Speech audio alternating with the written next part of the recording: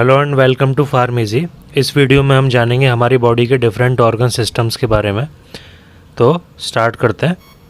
हमारी बॉडी में total 11 systems होते हैं और ये एक साथ मिलकर काम करते हैं, जिससे हमारी बॉडी पूरी तरीके से ठीक से काम कर पाती है। इन सभी के अलग अलग फंक्शंस होते हैं।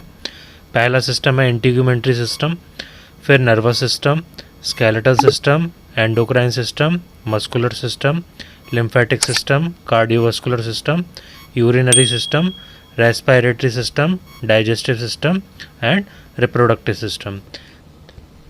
सबसे पहले हम बात करेंगे इंटीग्यूमेंट्री सिस्टम की। इंटीग्यूमेंट्री सिस्टम हमारे स्किन से और उसके एसेसरी ऑर्गन से मिलकर बना होता है और ये एक फिजिकल बैरियर की तरीके से एक्ट करता है हमारे एक्सटर्नल और इंटरनल एनवायरनमेंट के बीच में। और मेनली इसका जो फंक्शन होता है वो होता है प्रोटेक्शन। ये इसमें जो मेजर ऑर्गन्स आते हैं वो हैं skin, hairs, sweat glands and sebaceous glands. Sweat gland मतलब पसीने की ग्लैंड्स और सेबेशियस ग्लैंड वो ऑयल सिक्रेट करती हैं। और लास्ट में नेल्स। तो अब बात करते हैं इंटीग्यूमेंट्री सिस्टम के फंक्शंस की। फंक्शन है प्रोटेक्ट अगेंस्ट एनवायरमेंटल हैजार्ड्स। तो जो इंटीग्यूमेंट्री सिस्टम है वो हमें हमारे आसपास के जो एनवायरनमेंट है उसमें मौजूद जो हार्मफुल सब्सटेंसेस होते हैं उनसे हमारी प्रोटेक्शन करता है, जैसे कि धूल मिट्टी, बैक्टीरिया, वायरसेस और chemicals, extreme temperature. Helps regulate body temperature. तो इंटीग्यूमेंट्री सिस्टम हमें हमारा बॉडी टेम्परेचर मेंटेन करने में हेल्प करता है। अब जब कभी हमारा बॉडी टेम्परेचर बढ़ा होता है तो हमारे स्वेट ग्लैंड्स एक्टिवेट होती हैं और ये स्वेट यानी पसीने का सिक्रेशन करती हैं और उससे बॉडी टेम्परेचर कम होता है। Next one is eliminates some waste. तो इंटीग्यूमेंट्री सिस्टम जो होता है हमारी बॉडी से जो कुछ वेस्ट सब्सटेंसेस होते हैं उनके रिमूवल में हेल्प करता है, जैसे एक्सेस वाटर को, एक्सेस सॉल्ट को और स्मॉल अमाउंट में यूरिया वगैरह भी इसके थ्रू एक्सक्रिएट होता है। Next one is detect sensory information, for example touch, pain, warmth and cold. तो हमारी स्किन सेंसेशन को महसूस कर सकती है, जैसे कि टच करने से पता चल जाता है अगर एनवायरनमेंट में सर्दी है, गर्मी है तो वो भी महसूस होती है। इसके अलावा जैसे अगर स्किन में कहीं निडल प्रिक हुई या निडल चुभी तो उससे पेन की फीलिंग होती है। Next one is protect against harmful micro organism. तो ये हमको जो हार्मफुल माइक्रो ऑर्गेनिज्म होते हैं जो एनवायरनमेंट में उनसे ये बचाती है, क्योंकि स्किन एक बैरियर की तरीके से एक्ट करती है और स्किन के थ्रू ये हार्मफुल माइक्रोब्स और बैक्टीरियाज ये एंटर नहीं कर पाते। So next system is nervous system. So nervous system is body's command center. Nervous system body का command center होता है और ये brain से originate होता है। It controls movements, ये movements को control करता है, thoughts को, हमारे विचारों को, और इसके अलावा हमारी बहुत सारी body processes होती हैं उनको भी control करता है। और it also controls body systems. अब ये नर्वस सिस्टम हमारी बॉडी में जो दूसरे जो सिस्टम्स होते हैं उनको भी कंट्रोल करता है।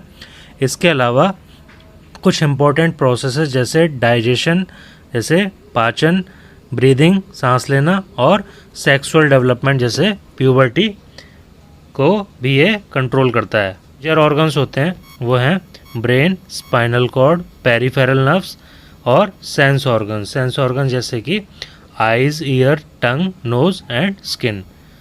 Next one is functions of nervous system. तो नर्वस सिस्टम हमारी जो ऑल बॉडीली एक्टिविटीज़ जो होती हैं, हमारी बॉडी की जो सभी एक्टिविटीज़ होती हैं, चाहे वो वॉलंटरी यानी कि ऐच्छिक हो या इनवॉलंटरी यानी कि जो अनैच्छिक हो, वो सभी नर्वस सिस्टम के थ्रू कंट्रोल होती हैं। Next one is nervous system detects changes in bodies internal and external environment. तो नर्वस सिस्टम हमारी बॉडी के इंटरनल या एक्सटर्नल एनवायरनमेंट में हुए किसी भी टाइप के चेंजेस को ये सेंस कर लेता है और उसको डिटेक्ट कर लेता है। Next one is interprets the changes and responds by causing muscular contractions और ग्लैंडुलर सीक्रेशंस।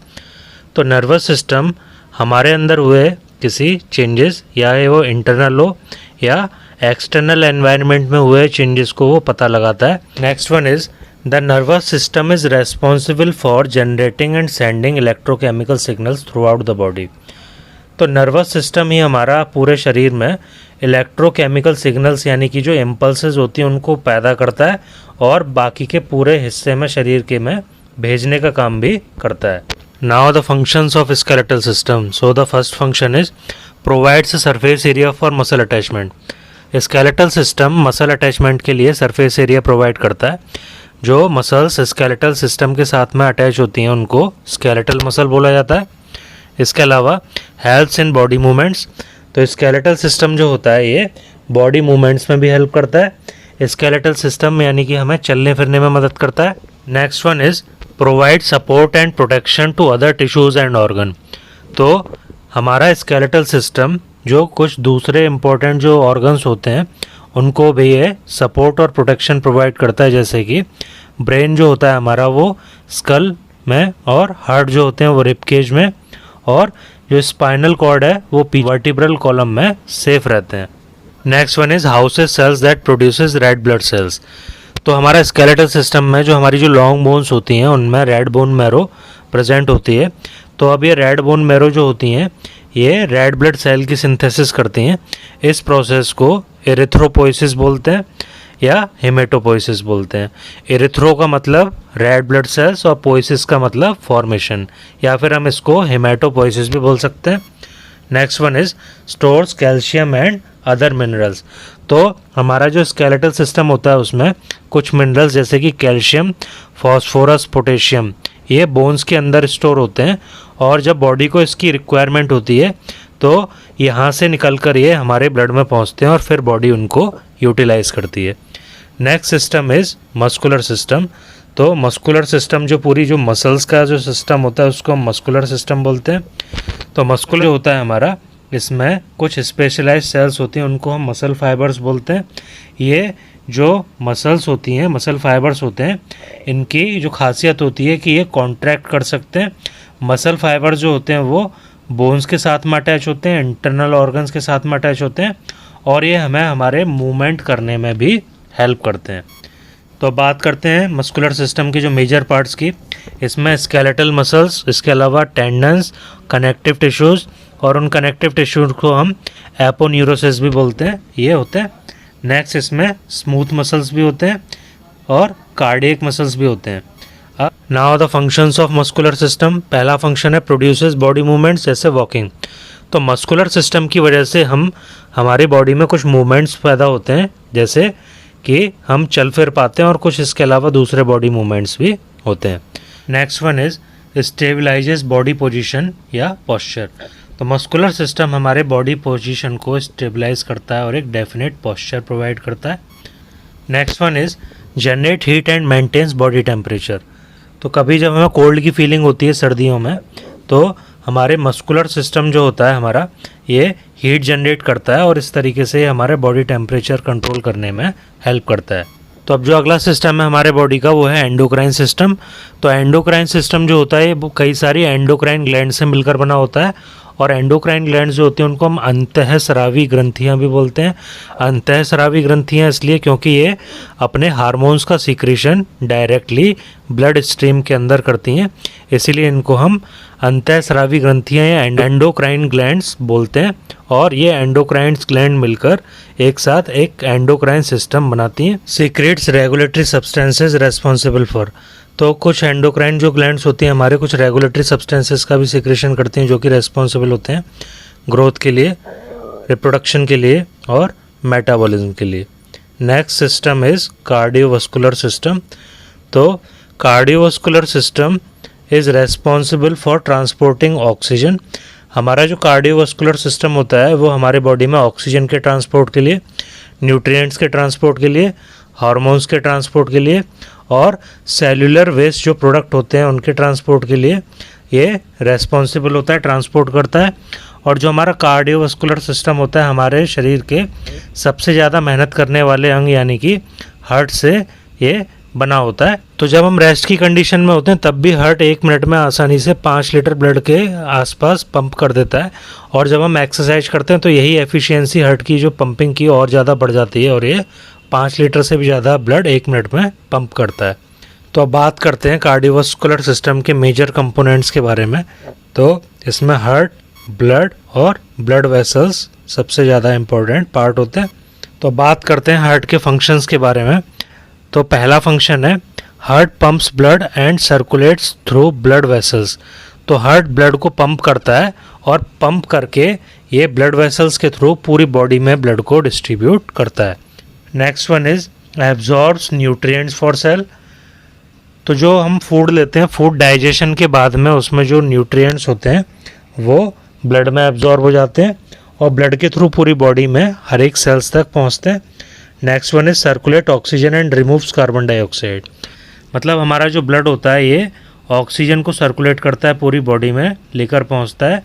ऑक्सीजन हीमोग्लोबिन के साथ में बाइंड होकर ट्रैवल करती है पूरी बॉडी में। इसके अलावा जो वेस्ट गैस होती है कार्बन डाइऑक्साइड, वो हमारे लंग्स तक पहुंचती है और वहाँ से फिर एक्सपायरेशन यानी सांस छोड़ने के दौरान उसको रिमूव कर दिया जाता है। Next one is protects the body against disease and infection. Blood के अंदर वाइट ब्लड सेल्स होती हैं जो कि बैक्टीरिया और वायरस के लिए एक सैनिक की तरीके से या एक सेना की तरीके से काम करती हैं और उनको ख़त्म कर देती हैं। तो इस तरीके से ये हमें प्रोटेक्ट करता है कई सारी बीमारियों और इन्फेक्शन से। Next one is clotting. तो हमारा जो ब्लड होता है ये क्लॉटिंग में हेल्प करता है। क्लॉटिंग कब होती है?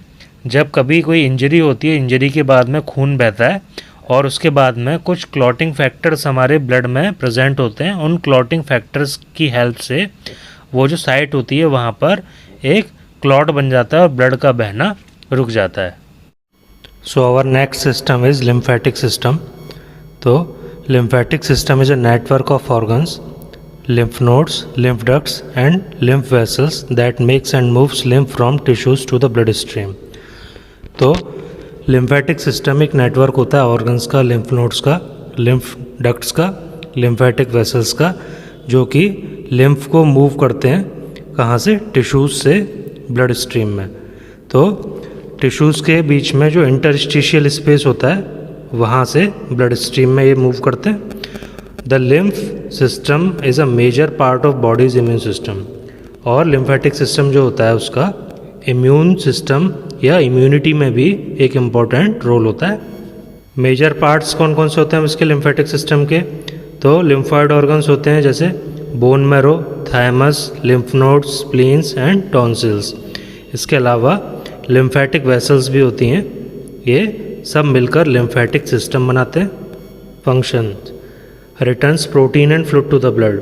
लिम्फेटिक सिस्टम जो होता है वो लिम्फेटिक कैपिलरीज के थ्रू इंटरस्टिशियल स्पेस से प्रोटीन्स और जो एक्स्ट्रा फ्लूइड होता है वो उसको वहाँ से उठाकर पिक कर कर वापस वीनस ब्लड सर्कुलेशन में उसको सेंड करता है, मिला देता है। Next function is cleanses the blood.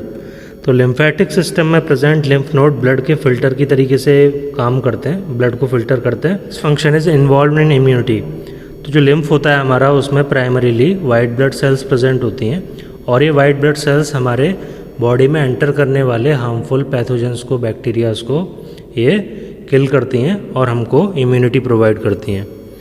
Next one is absorption of fats and fat soluble vitamins. तो हमारा लिम्फेटिक सिस्टम जो होता है इसमें फैट और फैट सोल्युबल विटामिन्स का एब्जॉर्प्शन होता है। हमारे लिम्फेटिक सिस्टम में एक स्पेशल कैपिलरीज होती हैं जिनको कि हम लैक्टियल्स बोलते हैं। तो इन लैक्टियल्स के थ्रू जो फैट होता है और फैट सोल्युबल विटामिन्स ADE के होते हैं उनका एब्जॉर्प्शन होता है। अब ये लैक्टियल्स कैपिलरीज जो होती हैं स्मॉल इंटेस्टाइन की विलाई में प्रेजेंट होती हैं और ये स्मॉल इंटेस्टाइन से फैट और फैट सोल्युबल विटामिन्स होते हैं उनका एब्जॉर्प्शन करते हैं और फिर उसको वेनस सर्कुलेशन में लाकर ट्रांसफ़र कर देते हैं। Next one is the lymph in the lacteals has a milky appearance due to its high fat content and it is called chyle. तो जो लैक्टियल्स के अंदर जो लिम्फ होता है उसका अपीयरेंस मिल्की हो जाता है क्योंकि यहाँ इस फ्लूइड में फ़ैट की मात्रा ज़्यादा होती है और उसकी वजह से इसका कलर मिल्की होता है। इस फ्लूइड को हम काइल बोलते हैं। So the our next system is urinary system. तो urinary system also known as renal system, इसको हम रीनल सिस्टम भी बोलते हैं। और यूरिनरी सिस्टम का मेन फंक्शन जो है वो है हमारे ब्लड को फिल्टर करना और यूरिन को प्रोडक्शन करना। यूरिन जो होता है वो वेस्ट प्रोडक्ट होता है जिसको बाद में निकाल दिया जाता है। अब इसके मेजर ऑर्गन्स जो इसमें इन्वॉल्व होते हैं किडनी, यूरेटर्स, यूरेथ्रा और यूरिनरी ब्लैडर। देख सकते हैं डायग्राम में किडनीज दोनों, उसके बाद में जो ट्यूब जैसी स्ट्रक्चर किडनी से आई है येलो कलर की वो यूरेटर और बाद में ब्लैडर। तो किडनी जो होती है वो फिल्ट्रेशन होता है वहाँ पे, और जो यूरिन होता है बाद में इन यूरेटर्स के थ्रू होता हुआ यूरिनरी ब्लैडर में आता है, इकट्ठा होता है, और बाद में यहाँ से यूरेथ्रा के थ्रू उसको पास कर दिया जाता है। फंक्शन है produces, stores and eliminates urine. तो जो यूरिनरी सिस्टम है वो किडनी में ब्लड को फिल्टर करने का काम करता है, जिससे यूरिन बनता है, और अब इस यूरिन को यूरिनरी ब्लैडर में स्टोर करता है, और फिर इसको यूरेथ्रा, जिसको कि मूत्र मार्ग भी बोलते हैं, उसके थ्रू बाहर निकाल दिया जाता है। Next one is eliminates nitrogenous waste like ammonia, urea, uric acid and creatinine. तो जो यूरिनरी सिस्टम होता है हमारा, वो हमारी बॉडी में बनने वाले हार्मफुल नाइट्रोजनस वेस्ट होते हैं, जैसे ammonia, urea, uric acid, creatinine, इनको ये बाहर निकालता है, उनको एक्सक्रीट करने का काम करता है यूरिन के थ्रू। और अगर ब्लड का वॉल्यूम ज़्यादा है तो ब्लड में प्रेजेंट एक्सेसिव फ्लूइड को फिल्ट्रेशन के बाद एक्सक्रिएट करने का काम करता है। इस तरीके से जो यूरिनरी सिस्टम है ब्लड के वॉल्यूम को मेंटेन करता है, रेगुलेट करता है। Next one is regulates chemical composition या मिनरल बैलेंस ऑफ ब्लड। तो किडनी ब्लड में प्रेजेंट कुछ आयंस या मिनरल्स जैसे कि सोडियम, पोटेशियम, कैल्शियम के लेवल को मेंटेन करती है। जो बॉडी में इन आयंस की कमी हो जाती है तो किडनी इन आयंस का रीअब्जॉर्प्शन करती है, और जब बॉडी में इनका लेवल बढ़ जाता है तो इनको ज़्यादा अमाउंट में एक्सक्रिएट करती है। Next one is urinary system maintains acid base balance and maintain blood pH within normal limit, that is from 7.35 to 7.45। तो जो किडनी है हमारी, वो हमारे ब्लड के pH को एक अपनी जो नॉर्मल लिमिट होती है 7.35 से 7.45 तक रखने की कोशिश करती है। ऐसा करने के लिए किडनी जो होती है वो एसिडिक नेचर के जो हाइड्रोजन आयंस होते हैं उनको यूरिन में एक्सक्रीट करती है, और ग्लोमेरुलर फिल्ट्रेट से जो बेसिक नेचर के जो बाइकार्बोनेट आयंस होते हैं उनका फिर से रीअब्जॉर्प्शन करती है, और ब्लड का इस तरीके से वो pH मेंटेन करने में हेल्प करती है। ये जो प्रोसेस है इसको एसिड बेस बैलेंस बोलते हैं। तो किडनी कुल मिला के हमारी बॉडी में जो ब्लड में एसिड बेस बैलेंस को मेंटेन करने में हेल्प करती है। Next one is regulates water and electrolyte level. अगर हमारी बॉडी में वाटर और इलेक्ट्रोलाइट्स का लेवल कम है तो उनका रीअब्जॉर्प्शन होता है यूरिनरी सिस्टम के थ्रू, है ना, मेनली जो नेफ्रॉन्स होते हैं, और जब लेवल ज़्यादा होता है तो उनका एक्सक्रिएशन होता है। इस तरीके से वाटर और इलेक्ट्रोलाइट के लेवल को मेंटेन करने का काम यूरिनरी सिस्टम का होता है। Helps regulate production of red blood cells. तो जो हमारी किडनी होती हैं हार्मोन सीक्रेट करती हैं, हार्मोन की सिंथेसिस करती हैं, उसका नाम होता है एरिथ्रोपोइटिन। ये जो एरिथ्रोपोइटिन हार्मोन है ये रेड ब्लड सेल्स का प्रोडक्शन करता है। एरिथ्रो का मतलब रेड ब्लड सेल्स, पोइट्स और पोइसिस का मतलब होता है फॉर्मेशन या प्रोडक्शन। तो एरिथ्रोपोइटिन रेड ब्लड सेल का प्रोडक्शन करता है। तो our next system is respiratory system. तो रेस्पिरेटरी सिस्टम का मेजर फंक्शन है रेस्पिरेशन, यानी कि इनहेलेशन और एक्सहेलेशन। तो रेस्पिरेटरी सिस्टम जो होता है हमारा, बेसिकली हम इसमें ऑक्सीजन को हम लेते हैं और कार्बन डाइऑक्साइड को छोड़ते हैं। तो इस पूरे गैसियस एक्सचेंज के लिए इसमें एक सिस्टम होता है हमारा जिसको हम रेस्पिरेटरी सिस्टम बोलते हैं। रेस्पिरेटरी सिस्टम के मेजर पार्ट्स होते हैं, जैसे रेस्पिरेटरी सिस्टम का पहला पार्ट आता है नेज़ल पैसेज। नेज़ल पैसेज जो हमारे नाक में जो दोनों जो छेद होते हैं, है ना, जिनके थ्रू जो एयर होती है वो वहाँ से एंटर करती है ना। उसके बाद जो है अगला जो पोर्शन आता है वो आता है फेरिंग्स। फेरिंग्स क्या है? ये फेरिंग्स है, ओके, ये वाला हिस्सा फेरिंग्स है। अब इसके बाद में फेरिंग्स के बाद में आता है लैरिंग्स। तो फेरिंग्स के जस्ट नीचे ये जो स्ट्रक्चर दिख रही है ये वाली, ये लैरिंग्स है, ओके। इसके बाद नेक्स्ट आता है ट्रैकिया। ट्रैकिया जिसको कि हम विंड पाइप भी बोलते हैं, ये ट्रैकिया है, ओके, इसको हम विंड पाइप भी बोलते हैं। इसके थ्रू जो एयर एंटर करी थी नेज़ल पैसेजेस से, वो फेरिंग्स के बाद में लैरिंग्स और लैरिंग्स के बाद में ट्रैकिया से होते हुए कहाँ पहुँचती है? इसके बाद एयर पहुँचती है जो ब्रोंकाई या ब्रोंक्यूल्स होते हैं।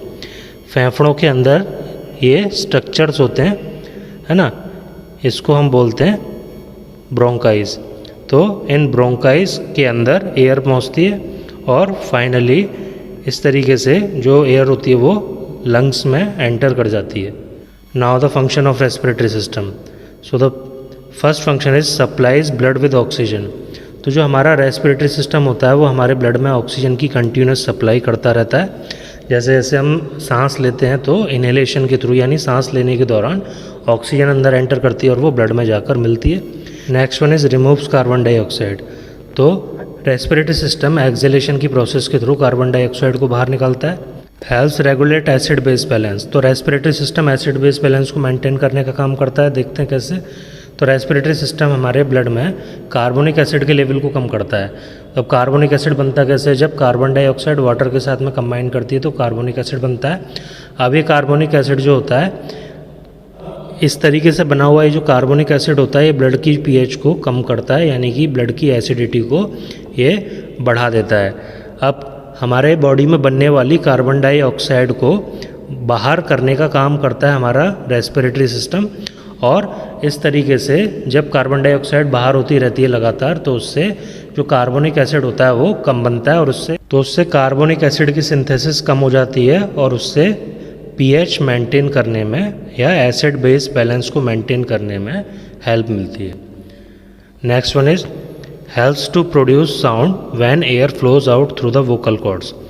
जब हमारे वोकल कॉर्ड्स के थ्रू एयर फ्लो करती है तो उससे एक साउंड प्रोड्यूस होता है, इसलिए रेस्पिरेटरी सिस्टम हमारे साउंड प्रोड्यूस करने में भी हेल्प करता है।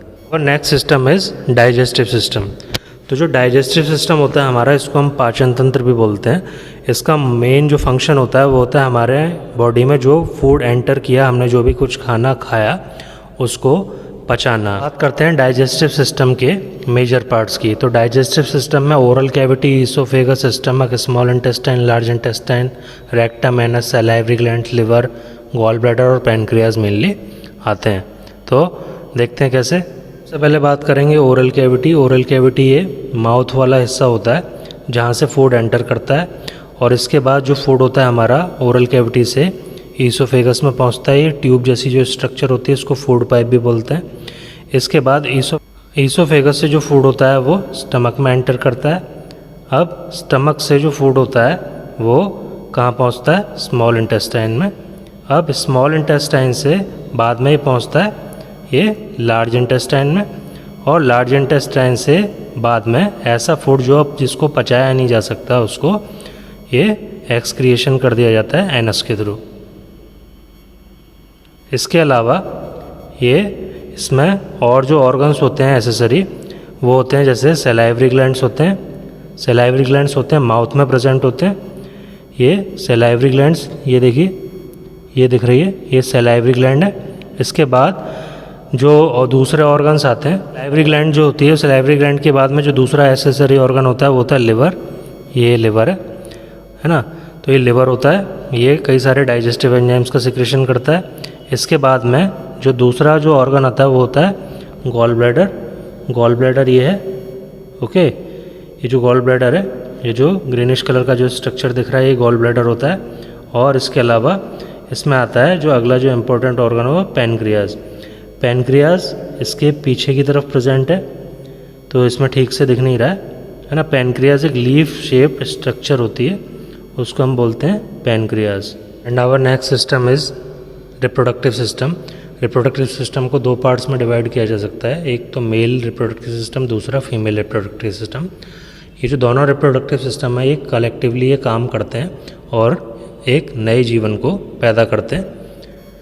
तो अब बात करते हैं जो मेल रिप्रोडक्टिव सिस्टम होता है उसके कुछ मेजर पार्ट्स की। तो जैसे टेस्टिस होते हैं, मेल रिप्रोडक्टिव सिस्टम में टेस्टिस होते हैं दो। ये टेस्टिस एक पाउच जैसे स्ट्रक्चर में प्रोटेक्टेड होते हैं, उनको हम स्क्रोटम बोलते हैं। और इसके अलावा जो दूसरा ऑर्गन है इसका पार्ट है वो है पेनिस। तो पेनिस हो गया। इसके अलावा अब आता है इसमें डक्ट सिस्टम। तो डक्ट सिस्टम जो होता है उसका मेन काम जो होता है वो जो स्पर्म्स को और दूसरे फ्लूइड को वो उसको लेकर जाना। तो जो डक्ट सिस्टम होता है उस डक्ट सिस्टम का काम होता है जो स्पर्म प्रोड्यूस हुए थे उस स्पर्म को, टेस्टिस से जो स्पर्म प्रोड्यूस हुए उसको ये एपिडिडाइमिस होता है और उसको बाद में ये जो ट्यूब जैसी स्ट्रक्चर है वास डिफरेंस इसको हम बोलते हैं। इस वास डिफरेंस के थ्रू ये कहाँ तक, ये लेकर आना पेनिस तक, यूरेथ्रा तक, ये इसका काम होता है डक्ट सिस्टम का। तो टेस्टिस, स्क्रोटम और पेनिस के बाद जो एसेसरी ग्लैंड्स होती थी एपिडिडाइमिस और वास डिफरेंस, उसके अलावा इसमें सेमिनल वेसाइकल्स और प्रोस्टेट ग्लैंड्स भी होते हैं। तो ये जो है ये सेमिनल वेसाइकल है, ओके, ये सेमिनल वेसाइकल है, और प्रोस्टेट ग्लैंड होती है ये इसके जस्ट नीचे। ये जो स्वैलन स्ट्रक्चर है डार्क कलर का, ये इसको हम प्रोस्टेट ग्लैंड बोलते हैं। ये दोनों ग्लैंड्स अपने जो फ्लूइड्स होते हैं, सिक्रेशंस होते हैं, उसको ये सीमन में मिक्स कर देते हैं। अब functions of male reproductive system, तो पहला फंक्शन है टेस्टिस स्पर्म को प्रोड्यूस करते हैं। Next function is scrotum holds up and helps to protect the testicles. तो स्क्रोटम में जो पाउच जैसी जो स्ट्रक्चर होती है वो टेस्टिस को होल्ड करती है और उनकी प्रोटेक्शन करती है, अपने अंदर उसको जगह देती है। Next one is sperm enter the female reproductive part by penis. तो जो नेक्स्ट फंक्शन है मेल रिप्रोडक्टिव सिस्टम का वो ये है कि जो स्पर्म जो टेस्टिस में बनते हैं वो पेनिस के थ्रू जो फीमेल रिप्रोडक्टिव पार्ट होता है उसमें एंटर करते हैं। Next one is duct system carries the sperm forward. तो डक्ट सिस्टम जो होता है उसके थ्रू जो स्पर्म होते हैं जो टेस्टिस में बनते हैं वो आगे पेनिस तक पहुंचते हैं। कैसे पहुंचते हैं? जो टेस्टिस के थ्रू वो एपिडिडाइमिस में है और एपिडिडाइमिस के थ्रू ये वास डिफरेंस जो ट्यूब जैसी स्ट्रक्चर है यहाँ पहुँचते हैं। उसको बाद में ये पहुँचते हैं यूरेथ्रा में। Next one is female reproductive system. तो फीमेल रिप्रोडक्टिव सिस्टम के जो मेजर पार्ट्स होते हैं उनको हम देखते हैं क्या क्या होते हैं। ओवरीज होती हैं, तो ओवरीज ये एक ओवरी है, ये दूसरी ओवरी है। इसके बाद में आता है यूट्रस। तो यूट्रस जो होता है ये वाला हिस्सा ये यूट्रस कहलाता है। इसके बाद में नेक्स्ट जो आता है वो आता है फैलोपियन ट्यूब्स। तो फैलोपियन ट्यूब्स होती हैं ये ओवरी के बाद में, ये ट्यूब जैसी जो स्ट्रक्चर है दो, इसको बोलते हैं हम फैलोपियन ट्यूब्स। और इसके बाद में नेक्स्ट आता है वेजाइना। तो वेजाइना ये वाला पोर्शन होता है। बात करते हैं फीमेल रिप्रोडक्टिव सिस्टम के फंक्शंस की। ये क्या करता है? इसमें जो ओवरीज होती हैं ये एग को प्रोड्यूस करती हैं। नेक्स्ट फर्टिलाइजेशन होता है, जो फैलोपियन ट्यूब्स होती हैं फर्टिलाइजेशन की साइट वही होती है, फर्टिलाइजेशन वहीं पर होता है। फर्टिलाइजेशन का मतलब होता है जब स्पर्म और ओवा आपस में मिलते हैं तो वो फर्टिलाइज्ड एग होता है, तो साइट ऑफ फर्टिलाइजेशन होती है वो फैलोपियन ट्यूब होती है। Next one is uterus provides the site of development of foetus. तो जो यूट्रस जो होता है जिसको कि हम गर्भाशय भी बोलते हैं, वो गर्भाशय जो होता है वो क्या करता है? फीटस के डेवलपमेंट के लिए वो जगह प्रोवाइड करता है। तो यूट्रस के अंदर यहाँ पर फीटस जो होता है वो वॉल से अटैच हो जाता है और धीरे धीरे करके अपने साइज में वो बढ़ता है, और जब तक उसकी डिलीवरी नहीं हो जाती वो यहीं पर प्रेजेंट होता है। तो उसका डेवलपमेंट होता है प्रॉपर यूट्रस के अंदर। Next function is vagina acts as a birth canal. तो वेजाइना जो होती है वो एक बर्थ कैनल की तरीके से एक्ट करती है। मतलब जो बेबी की डिलीवरी होती है वो वेजाइना के थ्रू होती है। जब बेबी पूरा मैच्योर कर चुका होता है यूट्रस के अंदर, उसके बाद में वो यहाँ से होता हुआ वेजाइना के थ्रू बाहर की दुनिया में आता है। For more videos like this